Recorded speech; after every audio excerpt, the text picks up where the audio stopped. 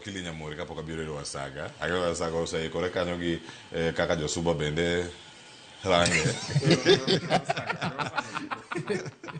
Wasaga. Kanyo kinene. Ing'eyo ni Cleophas wach mantiere maduong' moingo weche te en ni siasa ni oseng'iednwa to block any form of unity nikech gik minotimore gi Sifuna ok nyal afford to call such a rally. This rally en rally mabedo finance in a way. Of course, kaka jo ODM maro burube osetime, bende gisetime marach in a way to wang'ia ne wing mar Sifuna. Nyaki kung ing'ia ne ni how comes ni jok madhi rally mar Sifuna kata jok madhi rally mar wing mar Babu Owino gin gi jok machalo kaka Pauline Njoroge. Gin gi jok ma iyudo ka giyudo endorsement mang'eny from the DCP. You don't get endorsement mang'eny from Jubilee. You don't get endorsement mang'eny from all the distractors. Even this is meant for us, for our good. It is simple. It is a negotiation tactic. Nikech seche makoro ineno I paint a picture ni ODM cha koro dongne jo luo. Nikech koro Sifuna otimore nade ogoloko.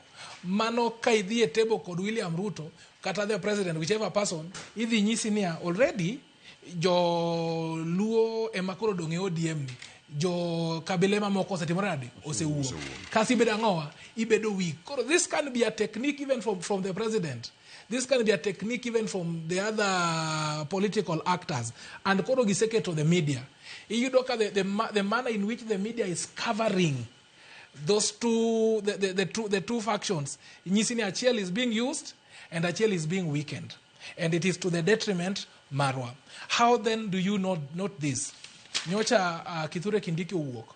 Mo wacho ni gin to koro ma is their position. Mangato ok nyal timore nade. Ok nyal magi. To on the other side, bineno ka DCP wacho ni they are not going to support Ruto second term.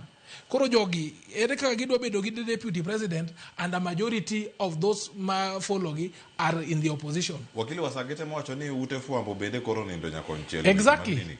That is a Ginindo ginga. Exactly. You see, mana gima nyisini mana mora mo weekend ka Kitengela koso Tononoka koso serikali kama gini. It's obvious Cleophas inyalo nene. Gijo yo ni ngama nigi wang nene. Nikejaneno ponono kukubiro. Obvious na. Nikech wan kaka wantiere karakara mugi TV wasetingo sigende giduto. Onotimo sigana maka. Ngiyane the standard makawuono. Snobbish Kanja. Kichaki dhi ng'iyo ka icho ni in bed with goons. Mano nyisi nango. Have they said the magitimo interrogation ni what is the procedure mar chopogi kum Kanja? What is the procedure mar reporting an incident? Okagi ng'iyo. Gin giwacho mana in bed with the goons. Kaso kichako ndiko ni snobbish Kanja. It tells you nitiere a narrative is trying to be painted. Then of course, kineno mostly ki watch news anytime, you'll see the primacy chiwo ne Sifuna. You do kinyise ni the ODM wing is with the people.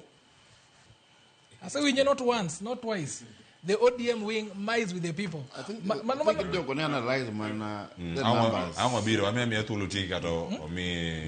The ODM wing is with the people. Of course, it may not come very obvious.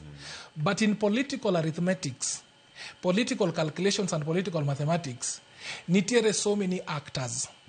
One of those actors, any ibiro giwa community. Because politics is ethnic based. Number rio, ibiro gi demands. And number dek, I antagonize the opposition. Kata I antagonize your competitor. Some antagonize the competitor, inyalo use any tool is within your reach, including the media. Okawacho ni Ramogi, okawacho ni Citizen, okawacho ni KTN, but the media is very broad. And when this is used, there is a narrative. Moro mabedo painted to the public. Toka narrative no sebedo painted to the public. Catch media and the informers mag the public. The public will not question it. The public the public trust the media. Mano is a call for the media to also be balanced in their reporting. Erokamano. Wan wantie kar ka wachung' kar kendo nyakore moke jwang' ka warange ni to wamiu ripode madwarore kendo kako pange e yo makare. Ayud wach kawuok kuom